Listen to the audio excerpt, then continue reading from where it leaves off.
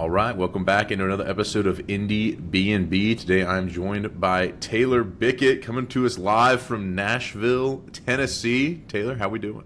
Hello, I'm so excited to be here. Thanks for having me. Of course, of course. Well, we're excited for your new album coming out. A lot of folks have heard you through Quarter Life Crisis, and now we've got some. We're building on that. We've got new stuff coming out. So how exciting is that for you?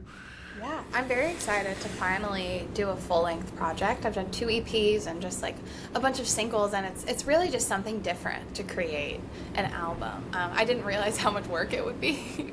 It is just a lot because it's a huge commitment. It's my album's 11 songs, but it's been really cool just to put them all together and see how they work together, and just making an album. It's kind of like a milestone, and I'm making my first vinyl, so just all these like cool like bucket list things out of being an artist that I'm really excited about.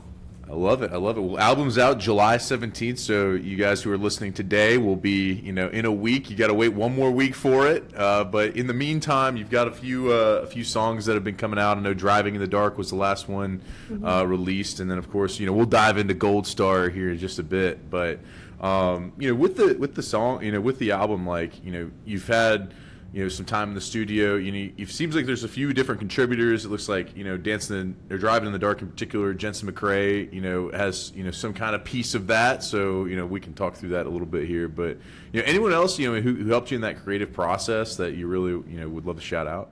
Yeah, so my producer Jack MG is his sort of producer name, and he executive produced the whole thing. And we pulled in some work from other producers, but for the most part, he and I created this album. So he definitely was very instrumental, literally creating the instrument sounds, but also just creating the whole album. And then a lot of awesome writers. I worked with almost different groups of writers or whoever on every song. Like it wasn't like, oh, I went in the room with 2 people for a month and we made something. It was very. Yeah. We made it across 4 different cities: Nashville, LA, London, New York. I was doing a bunch of traveling over the past couple years, and every time I'd go to a different city, I'd try to write with different people and artists I really admire, like Jensen McCrae, who wrote "Driving in the Dark" with me. And it was just it's cool to work with so many people, especially because I often write a lot by myself. So it's just cool to be collaborative in that way.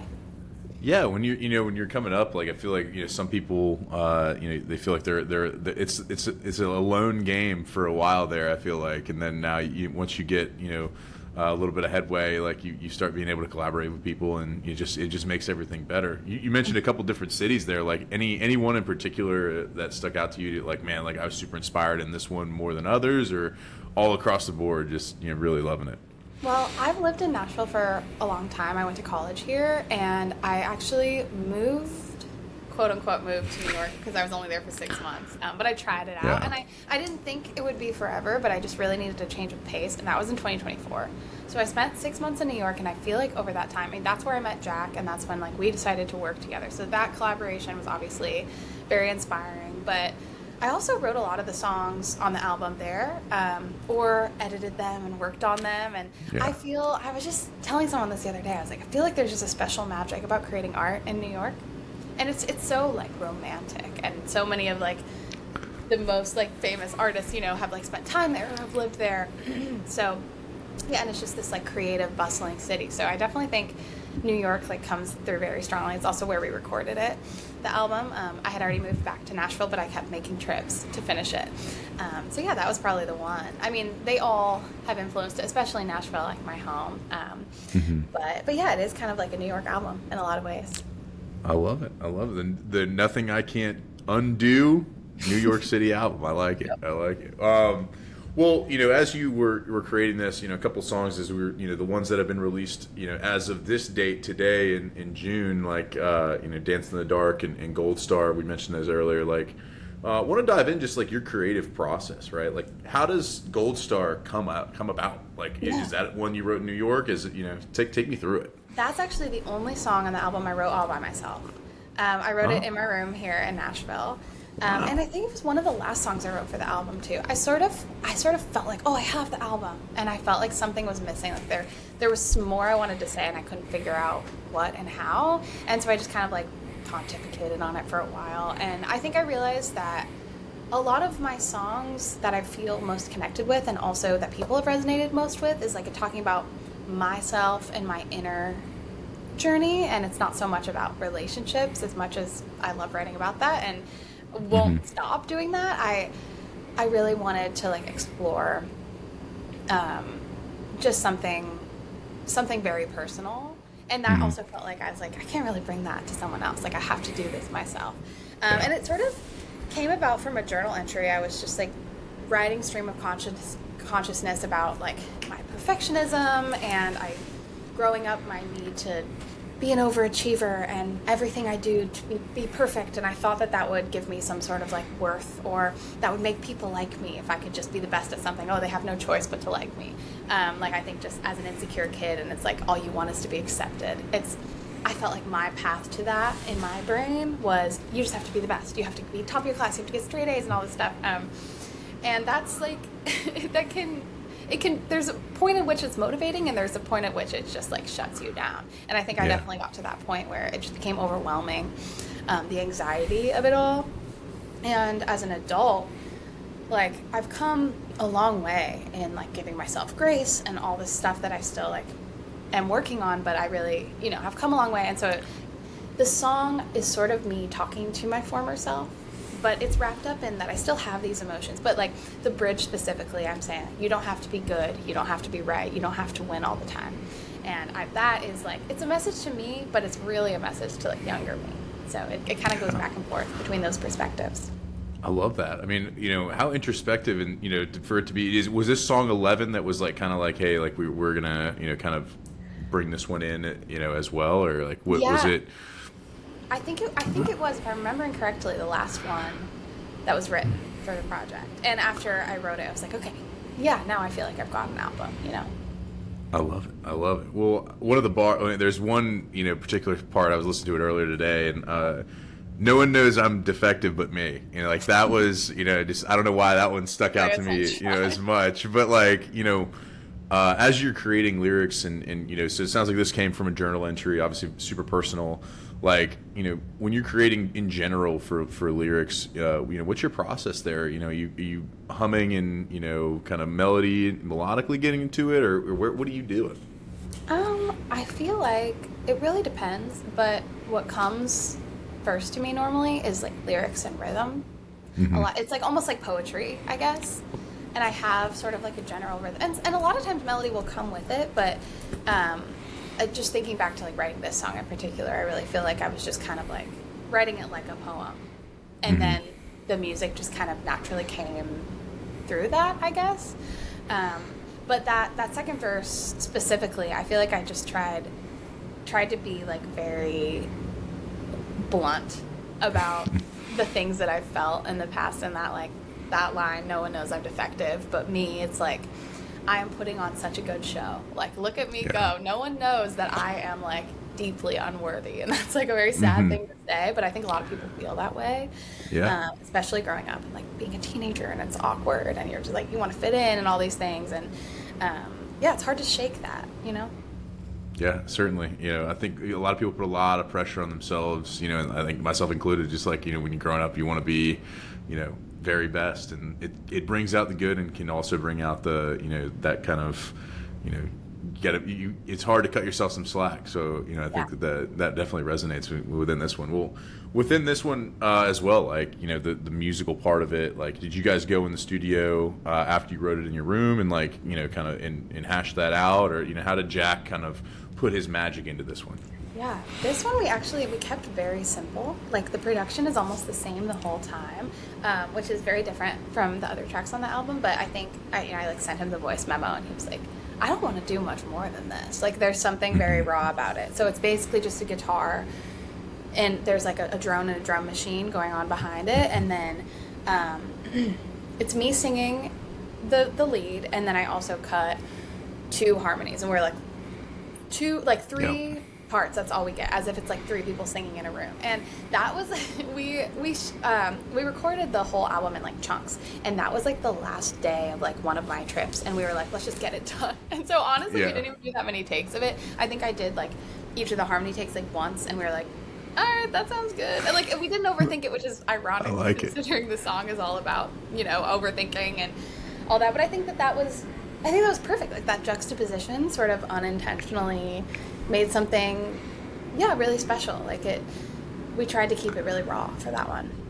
I love it. Well, excited to, you know, kind of hear it in person, you know, hear it, you know, as the album comes out, obviously July 17th. I'm always good. I'm good about, I'm going to rip that date out there until, you know, make sure people hear it. But you do have a tour, you know, that will be, you know, in support of this album and project. Like, of course, you're blessing us here in Atlanta, September 26th at the Vinyl, 8 p.m.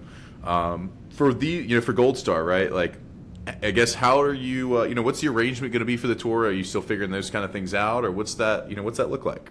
I am still figuring it out, but because I'm like a small artist, independent, doing it all on my own, it'll be pretty like pared down setup. I'll definitely have, you know, other things going on besides just myself. I've done a bunch of solo headline shows, just me and my guitar, and that's great, but like really doing a whole tour, I'm excited to have at least like some arrangement of a band. And I think that we will use some tracks, but we'll probably keep it simple on certain songs. I really want to challenge myself to not just play things the way they are on the recording, because like you can just listen to the recording. Yeah. So I think like with Gold Star, it's a good example of one that I'd love to do super stripped back and raw. Yeah. Like me just guitar and vocal harmony and, you know, something like that. Not sure exactly, but I'm excited to kind of mess around with changing some songs up a little bit and just like having the live version be something special and new. I love it. What in the past, like what is what are some you know, stories you have from the road there, like as you've gone and played some of your music live? Like, do you have any particular cities you really, really love playing? And like, you know, I know it's hard to play favorites, but any one of them stick out to you? I did just 5 headline shows last year: Nashville, New York, LA, DC, and Chicago. And it was kind of like a testing, dipping my toe in the world of touring by myself. I've like, you know, opened for people, but doing my own shows. And I felt like the Chicago show, something about the energy, and it could be because I'm from the Midwest. I'm from Indiana, so I did have some family and friends there, but also just, I don't know, there's just something special about Midwestern people, and I had such a great time playing that show, and I loved the venue so much. Shuba's, I'm going back there in October, and I'm excited to be playing in my hometown, Indianapolis, which I've never done a headline there either. So, you know, it's very cool to me to kind of go to the places I grew up, you know.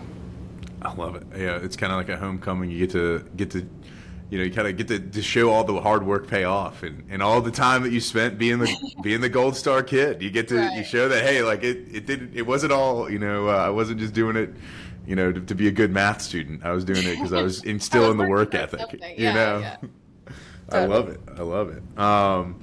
Well, you know, as you are, you know, planning the arrangements and the tour, like in kind of going back to your writing, like do you kind of think through that, you know, as you guys are in the studio, like, you know, maybe we don't layer this in because we don't want to, you know, I don't want to have to, you know, kind of push it through on the tour, or like, is there any kind of like thought process there with, you know, your creativity in the studio to translate it to the tour? A little bit. Like, I think there are certain songs when we're producing them that it's like, oh, this is going to be fun to play live. You know, we like have the drums come in. We're like, okay, like this is going to bang. Or like, you know, like just live being able to like, there's something about like a live electric guitar, like a live bass that just adds so much. So we definitely thought about that. And I also think we really tried for this album to use as many like real instruments as possible, partly because it does just make it cooler to play live and not just like, oh, it's like almost like karaoke when it's all like synthy and tracky, which is, some artists do that so amazingly, but my stuff is like a bit more like stripped back just in general. So yeah, I think we consider it, but not too much. I think we also want to, like, we don't want to limit ourselves in what we are creating, because it's also cool to then have to adapt it, you know. That's a different kind of creativity, I guess. I love it. I love it. Yeah, I think as you were mentioning earlier, like you're kind of you're smaller to mid level artist. You're trying to like kind of figure out how that arrangement works. And like I heard I saw Xena Delphia here in Atlanta, and she played like a strip act show, and then I got her on the show here, and I asked her, I was like, hey, like the songs seem bigger, and she's like, well, I want to build to that, but I'm not like there yet. And so then the next time I saw her, she played with a few more people, and so it's fun to see as your favorite artists are getting climbing the ladder and getting bigger, like to see like how much the show changes and adapts. And I'm kicking myself because I missed her when she was here last week, but I think like being able to see that, so I totally get that kind of ladder you gotta definitely climb to get to that point where you're getting the 500 trusses and the full trucks and all that stuff. It is cool. There's like Gracie Abrams is an artist who I saw play in like a 250 cap room, and there was like no production. She had her band, but it was small and it was so stripped back. And then like now she's playing in arenas, and I'm like, that would be so cool to see. She's got sets and it just all the lights and everything. It's like it is really, there's something really special about seeing an artist like grow in that way. Yeah. Well, we're looking forward to seeing you grow and go through it just like she did. So, I want to talk. Another part of touring. Your merch. You're getting into. How do you come up with the frog? How'd you come up with any of the the themes and different pieces there? Yeah, so I've got these little frog stickers, and it's basically a frog playing guitar, and that, well, it's just like a silly story. Like I just have always really loved frogs. My mom actually loves frogs, and we'd always just, I don't know, she'd like draw them on birthday cards, like that kind of thing. Yeah. It's just like, oh, like frog girl.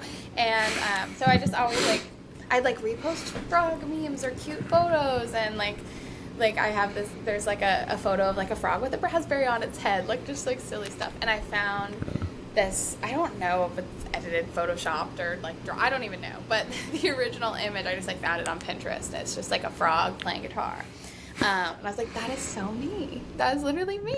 And so I put it as my profile. This is like in 2021 or something. I put it as my profile picture. I was like, I'll just keep this for a little bit, it's just like kind of funny. And then people just like really loved it and would always comment on it, and they'd start sending me frog memes and start like sending me posts, and it just kind of felt like a little community thing. And then I had some fans like start a Discord, and they ended up calling it the Frog Pond, and so it just kind of grew in that way. And I was like, okay, yeah, we're frogs, like let's do it.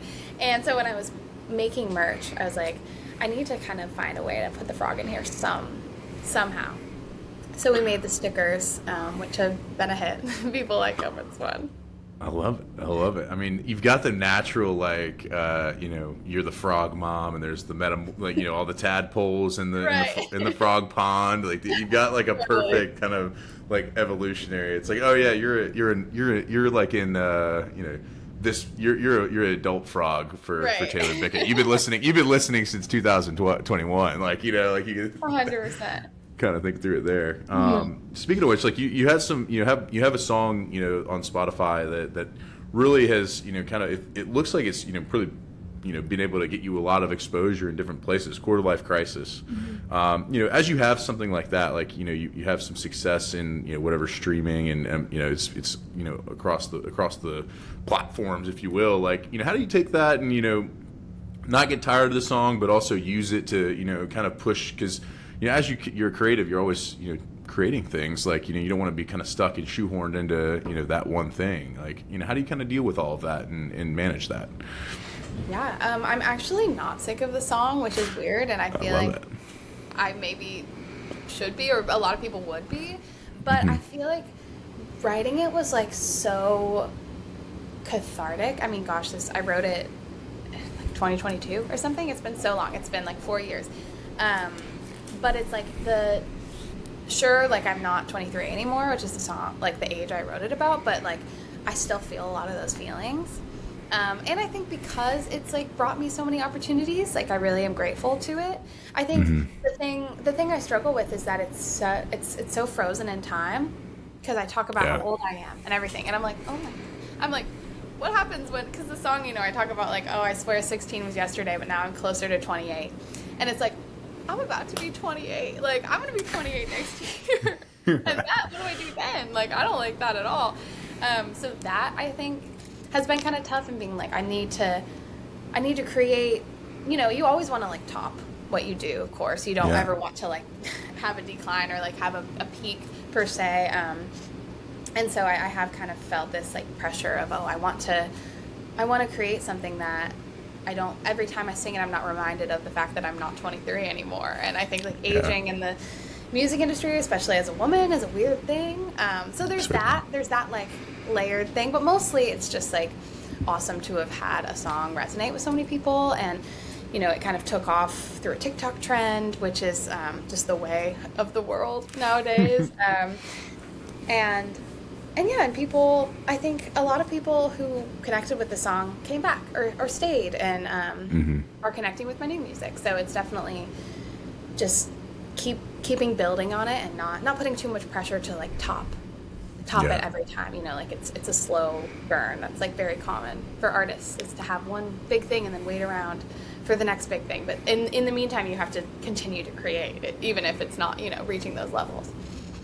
I love it. Well, I think your album coming out will be a giant step in that in that direction, and I hope it tops it. I hope that it's the bigger bigger than Quarter Life Crisis, and you maybe one day, long down the line, you get to take it off the set list, and you don't have to pretend like you're 23 anymore. Totally. But I do I listen to that as in addition to a few others, and I again it's very perfectly resonant of like how some people just feel like they're in that one period of time, and it's kind of tough to that is a tough period of time to live. I look back, I'm 32 now, but I look back at 25 and 23, and like there's a lot of things I would change now that I wouldn't from what I did then, and I didn't know a lot, and now I know more, but I still don't know anything, right? So people say that too. Like my parents say that. When I wrote it and I showed it to them, they were like, I know it's about being 23, but like we still feel that way sometimes. Like, and it's like my grandma said the same thing. So it's like things change, of course, and you mature, but also like some of those feelings are just like being a human, Yeah, certainly. Well, I want to get to know a little bit more the human side of you. Here we're gonna switch gears to the Pete Peterson party pack of questions. It'll be 20 questions right in a row. Mainly food based, so no gotcha ones on this here, but we'll start it off. Taylor Bickett, Pete Peterson party pack of questions: cake or pie? Pie. Do I get to explain, or is it just rapid fire? I don't have to. You have a little. If you want an explanation, you can. But... I just love fruit. I'm such a fruit girl, so like pie involves fruit. I love cake, but like it gotta be pie. All right. Not enough fruit in cake. I like it, unless it's a fruit cake. That's another. I love it. All right, salad or soup? Soup. I love it. All right, sunrise or sunset? What are you seeing more of these days? Sunset, definitely. It's actually happening right now outside of my window. The golden hour, of course. Yep. They don't call me golden hour Grant for nothing. Anyway, would you rather hit a home run or score a touchdown? I'm not interested in either of those. No sports. All right, let's go. All right, night in or night out? What are you having more of these days? Nights in, for sure. All right, I love it. All right. When you do go out, though, and you're on Broadway at Tootsie's, as no Nashvilleian would do, are you more likely to hit the robot or the worm on the dance floor? Okay, it's not the worm, but I have a dance move. Oh. Please do tell. Well, it's basically like an upright version of the worm. Like it's like your whole body is like a little snake. But like I like stand on my toes and like swivel around. It's like a whole thing. I've been doing it since college, and all my friends are like, Taylor, do the thing. So it's like worm adjacent. Not gonna do it for you, but. Hey, we'll have to. If you want to see the snake dance, potentially you could see it September 26th at Vinyl in Atlanta. That's such a maybe I'll rip it on stage. Give me a shot before. All right. We'll make sure we get that going. All right, guac or queso, your favorite Tex-Mex spot? Oh, okay, queso. Love it. Queso. I love guac too, but queso is another level. I love it. All right, waffles or pancakes? Waffles. Love waffles. Coffee or tea with your waffles? Coffee.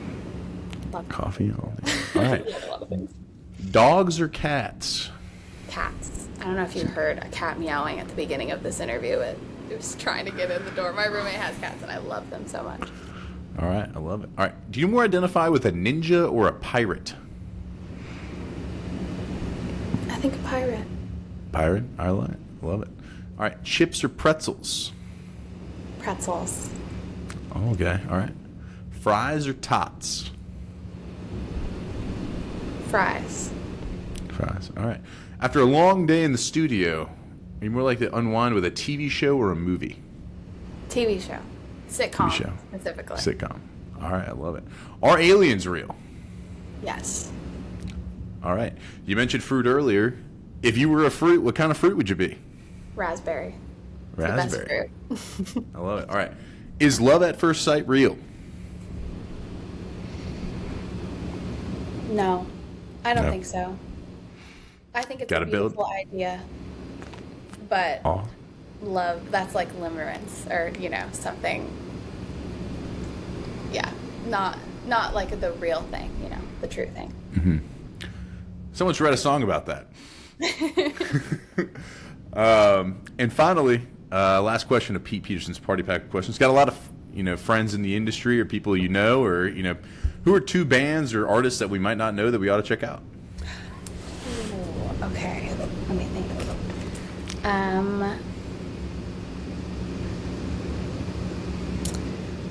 So I am really loving this super cool like indie folk artist named Fair Hazel.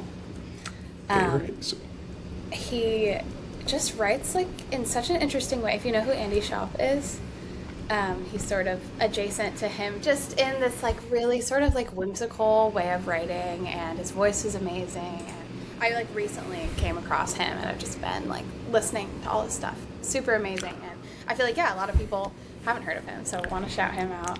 All right. Fair Hazel. Let's get. And then another person who people might have heard of, but who also helped write one of the songs on my album, is Bear. B-E-R is her artist name. And she is just like such an amazing songwriter. Indie pop, like almost a little twang in there. Such a great like lyricist and artist and all those things. So those are my suggestions. I love it. Well, everybody go check out Fair Hazel and Bear. Go find them on the streamings and all those places you can find music. Taylor, thank you so much for taking the time. Of course, everybody linked in below is her are her links for the new album coming out a week from today, or a week or so from today. It'll probably be the Friday of next week, July 17th. If you are in the Atlanta area, you are welcome to come check her out. 8 p.m. September 26th at Vinyl, beautiful Midtown. And all the dates will be on her, in her ether, if you will, and follow her on social so you can make sure you stay up to date with all the good stuff. And get yourself a frog when you go to the show. Get yourself a frog sticker. I know I'm gonna get one and pop it right here on my laptop. I'm excited to get that going. But Taylor, thanks so much for coming on. Thank you so much. All right.